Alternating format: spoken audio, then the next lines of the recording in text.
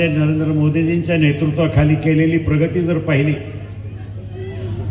तर भारताला नवी ओळख करून देण्याचं काम आदरणीय नरेंद्र मोदीजींनी केलंय, हे आपण विसरता कामा नये। भारताच्या कुठल्याही कानाकोपऱ्यामध्ये जर आपण गेलात आणि विचारलं की उद्याचे होणारे पंतप्रधान कोण आहे, अगदी लहान पोरग सुद्धा सांगेल की ह्या देशाचे पंतप्रधान होणारे नरेंद्र मोदी आहे।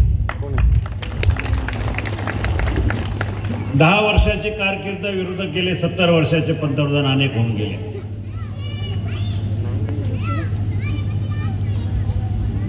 आणि म्हणून मला आपल्याला आवर्जून सांगावंसं वाटतं, मोदीजींचा कारभार, त्यांचं काम मी स्वतः जातीनं पाहिलं। त्यांच्याबरोबर 5 वर्ष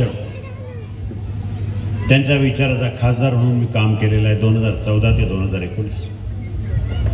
2014च्या अगोदर सुद्धा ते गुजरातचे मुख्यमंत्री असताना मी त्यांना 2 वेळा गांधीनगरला जाऊन भेटलो आणि महाराष्ट्राची राजकीय परिस्थिती, औद्योगिक परिस्थिती याविषयी चर्चा केली। पण आज काय चाललंय? आज या निवडणुकीमध्ये आपल्या मतदारसंघापुरतं जर बोलायचं झालं, निवडणुकीमध्ये विकास कामाची चर्चा विरोधी पक्ष करत नाही। विरोधी पक्षाच्या उमेदवाराचा प्रचार फक्त आणि फक्त निष्ठा आणि स्वाभिमान याच्या व्यतिरिक्त त्यांच्याकडे बोलायला मुद्दे नाही।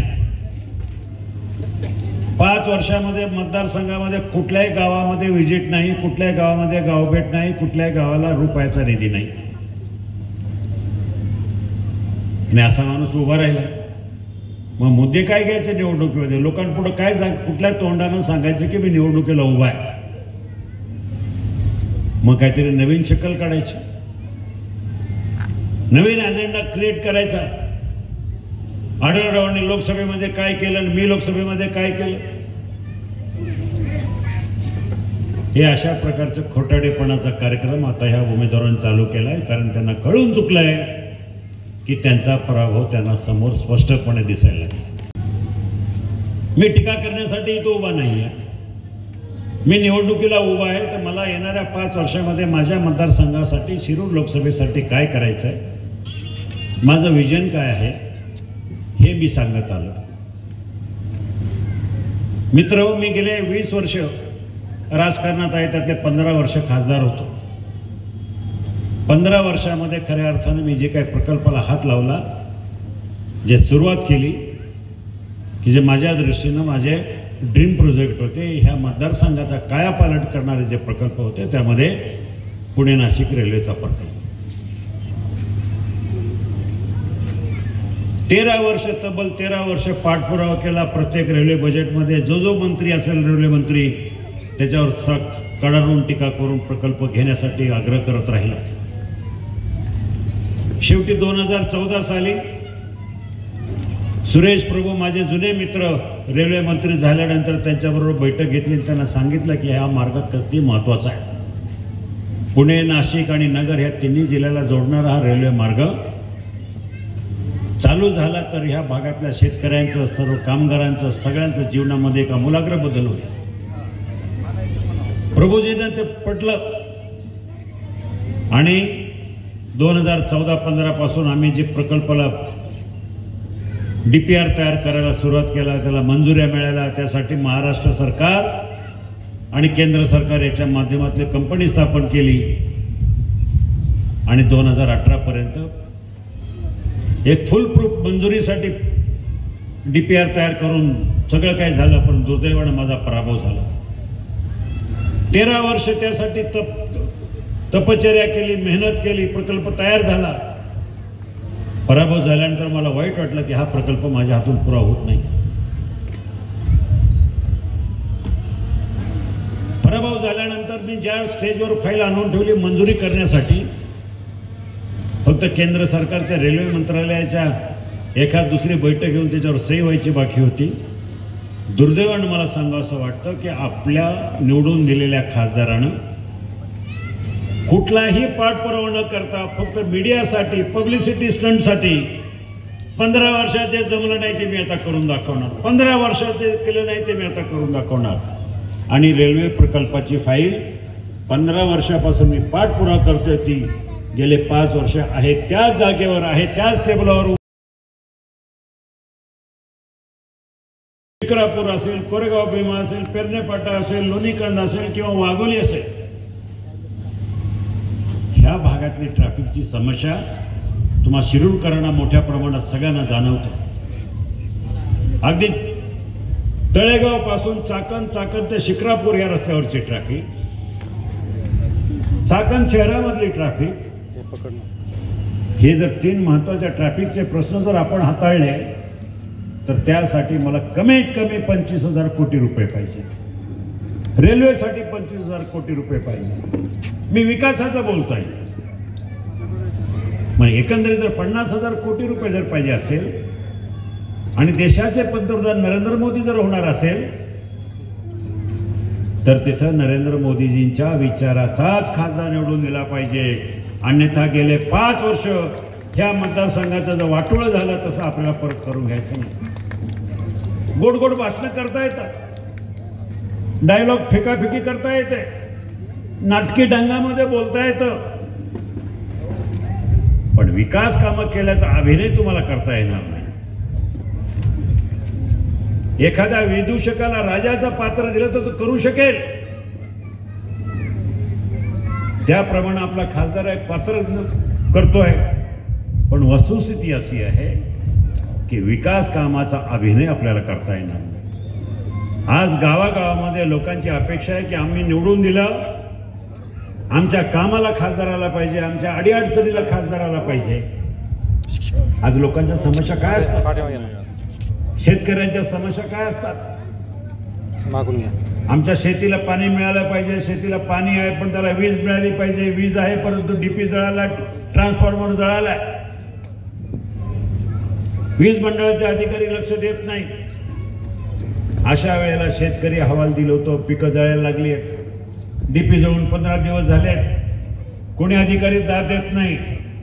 इथले आमदार तर अजिबातच नाही. मग खासदाराला फोन केला जातो.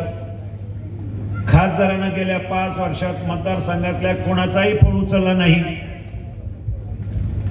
खासदाराच्या नावानं त्यांचे खासदाराचे पीएस फोन उचलतात आणि सांगतात मी खासदारच बोलतोय. मग अशा वेळेला शेतकरी हवालदिल झालेला असतो, असहाय्य झालेला असतो आणि मग सगळ्यांना आधार असतो की चला आता आपल्या आढळरावांकडे जाऊ. काम असेल, प्रांताकडे काय अडचणी असतील, कोणी रस्ता अडवलाय, पोलीस स्टेशनमध्ये केस दाखल झाली. अशा ह्या सगळ्या छोट्या मोठ्या कामासाठी रात्रीचा दिवस करून ह्या मतदारसंघाच्या 6 विधानसभा मतदारसंघासाठी मी स्वतः पराभूत झालो तरी उपलब्ध राहिलो. नुसतं उपलब्धच राहिलो नाही तर 5 वर्ष लोकांमध्ये गेलो, लोकांच्या समस्या समजून घेतल्या, कामं केली. कोरोना काळामध्ये तर अक्षरशः मी माझ्या तब्येतीची पर्वा केली नाही. निवडून दिलेला खासदार डॉक्टर असताना लोकांपर्यंत आला नाही. मुंबईमध्ये घरामध्ये लपून बसला आणि मी अगदी न्हावरा असेल, मांडवगण फराटा असेल, इनामगाव असेल, प्रत्येक गावामध्ये जाऊन रुग्णांची कोण अडचणीत आहे, कोणाला हॉस्पिटलमध्ये बेड पाहिजे, कोणाचा हातावर पोट आहे त्यांना किराणा माल मिळत नाही म्हणून किराणा मालाच्या किट मी 20 ट्रक धान्य माझ्या स्वतःच्या खर्चानं पुरवल्या. त्यावेळेला कुठं होते खासदार? काम करायला मी आणि खासदार म्हणून मिरवायला हा माणूस. लोकांच्या हळूहळू लक्षात आलं, लोक मला बोलायला लागले. जसा जसा मी मतदारसंघात जायला लागलो, गाव टू गाव म्हणजे पायाखाली काढलं. एकही गाव सोडलो नाही, इंच न इंच जमीन फिरलो, लोकांमध्ये राहिलो आणि मग लोक बोलायला लागले, दादा आमची चूक झाली, आम्ही चुकलो. ही परिस्थिती थोड्याफार प्रकारानं प्रत्येक गावामध्ये उत्साहानं स्वागत करतात. लोकांमध्ये उत्साह संचारलेला की ही निवडणूक कधी होईल आणि ज्यांनी आम्हाला फसवलं, ज्यांनी आमच्याशी निष्ठेशी बदमाशी केली त्या खासदाराला आम्ही कधी घरी पाठवू अशा प्रकारचा निर्णय ह्या जनतेने घेतलेला. तो भाषणात म्हणतो की ही निवडणूक जनतेने हातात घेतली, खरोखरच हातात घेतली, तुला पाडायचं. उगाच आपलं काहीतरी खोटं सांगायचं आणि लोकांची दिशाभूल करायची. आता नव्यानं काहीतरी काढलं गेले 2 दिवसापासून. त्यांच्याकडे मुद्दे नाहीये. आतापर्यंत कांदा कांदा कांदा करत राहिला. आमच्या सरकारनं कांद्याचा प्रश्न सोडवला, कांद्याच्या वरचे निर्यात बंदी उठवली. आता कांद्यावर काही बोलू शकत नाही. मग काय तर म्हणे आढळरावांनी स्वतःच्या कंपनीच्या फायद्यासाठी लोकसभेमध्ये प्रश्न विचारले. अरे काय संबंध आहे? माझी कंपनी काय माहिती, मी कंपनीमध्ये राहू शकत नाही. पण लोकांना खोटं काहीतरी आरोप करायचा. आढळरावांवर आरोप केला की आढळराव उत्तर देण्यामध्ये व्यस्त राहतील. एक अजेंडा निर्माण केला की समोरच्याला उचकून द्यायचं. हे नटाचंच काम आहे. अशा प्रकारचा बहुरंगीच माणूस अशा प्रकारचा खोटाडे आरोप करू शकतो. परंतु माझी जनता, मायबाप जनता मला ओळखून आहे. 20 वर्ष राजकारणामध्ये काम करत असताना कुठला 1 रुपयाचा कलंक लागला नाही. अरे ह्या माणसानं कंपनीमध्ये काम करायच्याऐवजी नोकरी केली. प्रवीणजी, डोक्यावर पाटी घेऊन मी भाजी विकली मुंबईमध्ये, रस्त्यावर जाऊन हमाली केली, रेल्वे स्टेशनला हमाली केली. कष्टानं माझी कंपनी उभी केली आहे. कुठल्या सरकारचा फायदा घेण्यासाठी नाही. मी माझ्या कर्तृत्वावर उभा राहिलो आहे. आज मी माझ्या कंपनी असेल, माझी संस्था असेल, माझी पतसंस्था असेल, या ठिकाणी नाही म्हटलं तरी 1000-1200 लोकांना रोजगार मी स्वतः दिलेला आहे. चाकण MIDC, राजन MIDC, तिथं 2-3 हजार लोकांना रोजगार दिलेला आहे. आपण नक्की काय केलं? आणि हे सगळे प्रश्न एका बाजूला. आणि म्हणून मला आपल्याला सांगायचं आहे, आता भाषण करायचं हे नाही आहे, दिवस कमी राहिले.